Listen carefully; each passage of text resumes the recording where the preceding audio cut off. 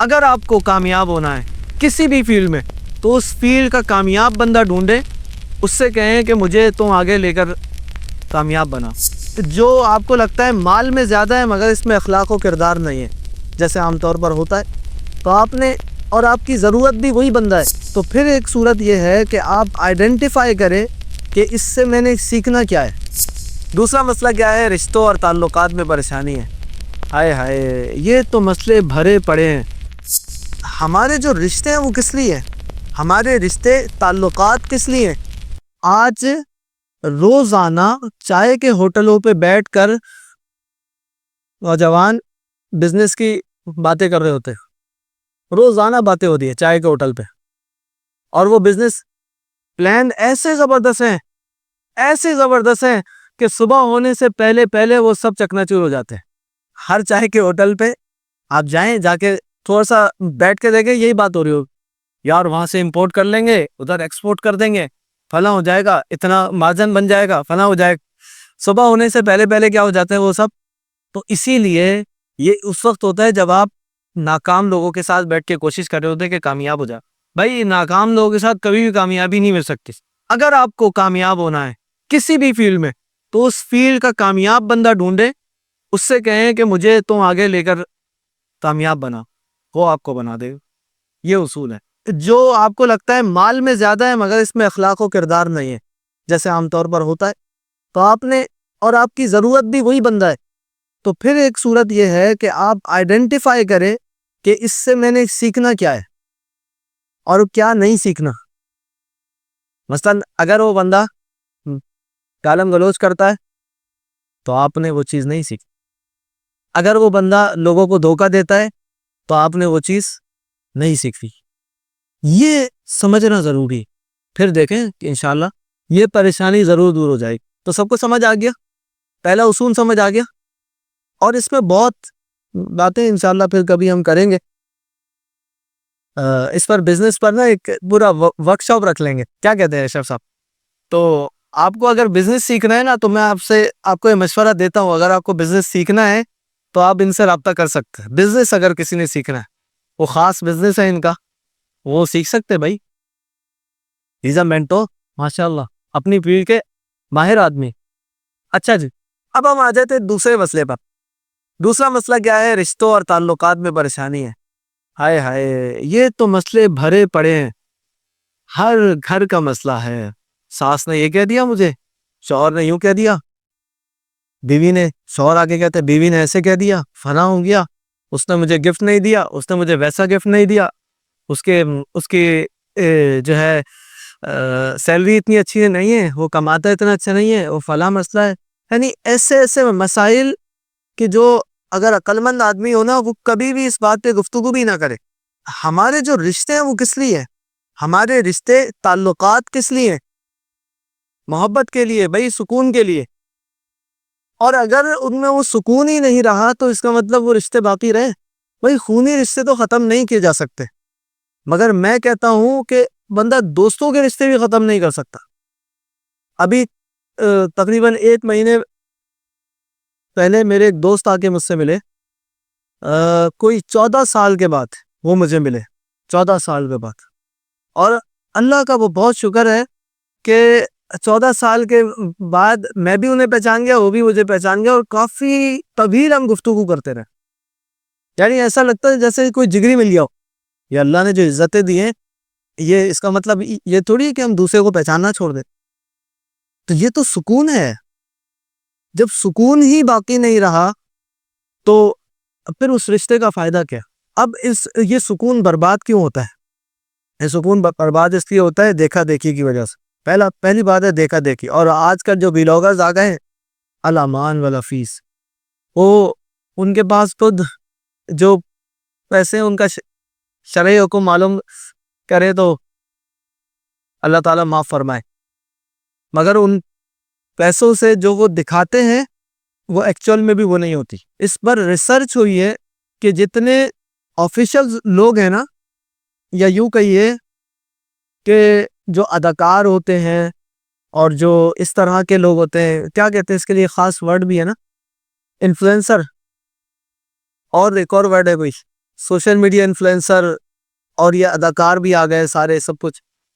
ان میں سے اکثر لوگ وہ ہیں جن کی ازدواجی زندگی اچھی نہیں ہے.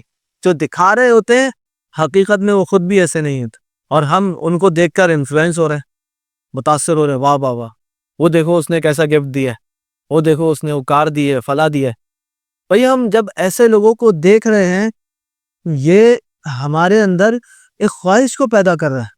میں آپ کو بتاؤں, جو ماہر نفسیات ہیں وہ تو یہاں تک کہتے ہیں کہ بچوں کو بازار میں نہیں لے کر جائیں 10 سال تک, اور اگر آپ مارکیٹ لے کر جائیں بچوں کو تو پہلے بچوں کو یہ سکھائیں کہ بیٹا پہلے لسٹ بنا لیں آپ کو چاہیے کیا. کیوں؟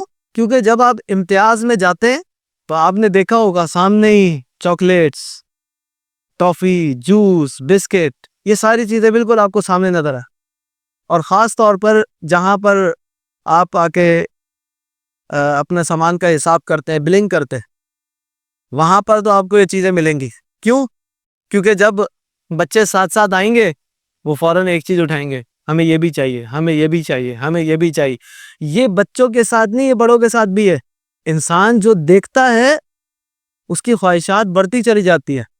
اور یہاں میں حضور علیہ الصلوۃ والسلام کی وہ حدیث پاک سناؤں, قربان جائیے سرکار پر. آپ علیہ الصلوۃ والسلام نے ارشاد فرمایا کہ بندہ مومن کے پاس اگر سونے کی ایک وادی ہو تو وہ یہ چاہے گا کہ اس کی 2 ہو جائے.